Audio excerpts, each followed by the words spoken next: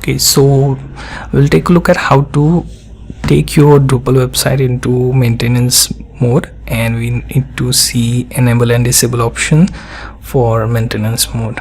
Okay, so I have one website where I can show you how to take your Drupal into maintenance mode. So let's log into our admin section. Okay, now next thing we are going to do would be we are going to find the configuration section. Okay, now here we have to check for development. Okay, so just scroll below in configuration section, and here you can see maintenance mode. Okay, now here in maintenance mode you can see you have one checkbox there, put site into maintenance mode,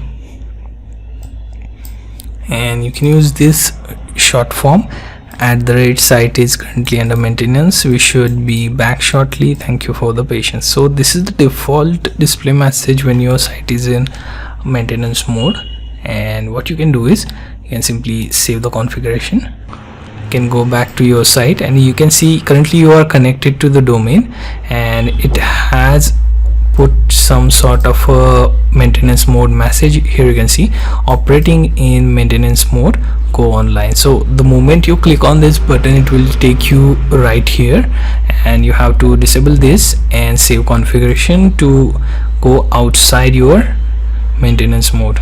Okay, so it will keep your non-logged in users from performing any form of data specific actions, right?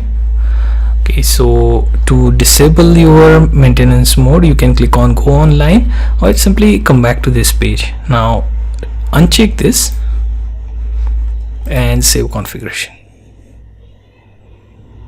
Okay, now your site is outside the maintenance mode, and you can click on this go online option.